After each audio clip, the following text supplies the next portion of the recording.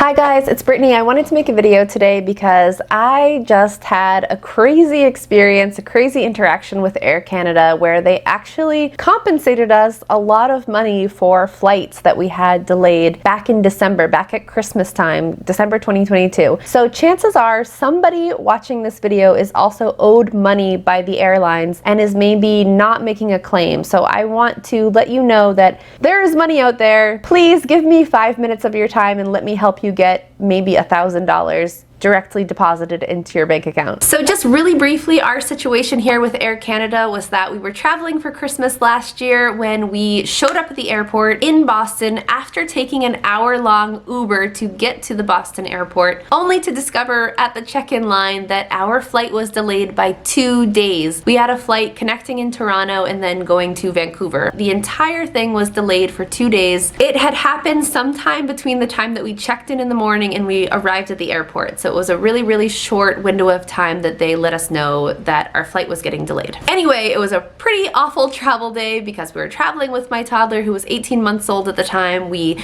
stood at the check-in counter for 5 hours, not efficient at all for Air Canada because they couldn't really help anyone else while they were helping us. We were taking up all of their time and we were really just trying to figure out a solution because we didn't want to take an Uber all the way back to where we had just come from. In the end, Air Canada ended up comping us 2 nights at a hotel while we waited for our flights, and they also gave us some food vouchers, but not enough. We paid something like $200 and something in food for those 2 days at the hotel because we were stuck eating hotel food and takeout food, and it ended up being really expensive. I think the only option for breakfast at the hotel was something like a $25 buffet each. So anyway, we finally got to Vancouver and I was ready to just chalk it up to the airline is taking our money, we can't do anything about it, and I ended up not filing a claim. My husband did it 3 months later in March, decided to just submit our receipts, the money that we'd spent while we were there, and just see what would happen. To my utter shock and surprise, we got an email from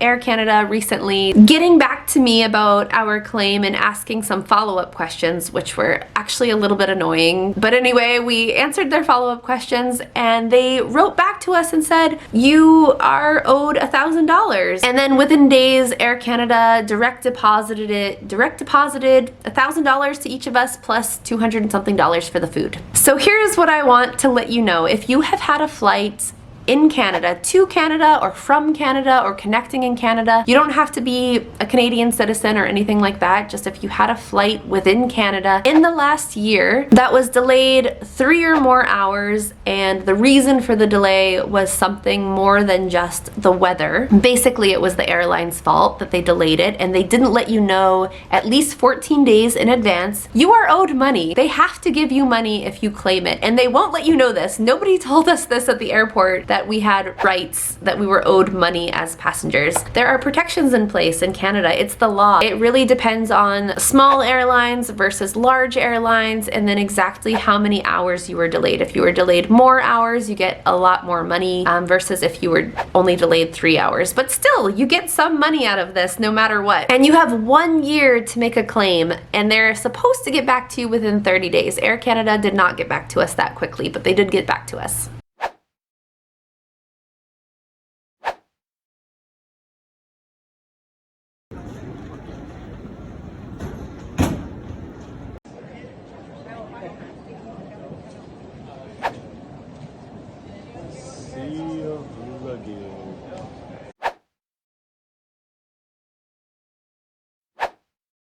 I know there are other people out there that are like, duh, of course you're owed money for this. This happens all the time. But I had no idea. I've never submitted a claim and actually had an airline respond to my claim. You know who really knows about this are Europeans. The European Union also has laws about this. So if you've had any flights in and out of Europe or connecting in Europe that have been delayed, you also are owed compensation. So I'll put information about that up on the screen as well. Europeans are always making claims to airlines airlines, apparently based on messages that I received on Instagram about this, they're always putting in claims for delayed flights and getting compensated for them. And then shockingly, or perhaps not so shockingly, there are no passenger protection laws in the United States for delayed flights. Airlines that delay your flights in the United States do not owe you any money by law, and so unfortunately, if you have a delayed flight in the US, it's just up to the goodness of the airline's heart whether they want to compensate you or not.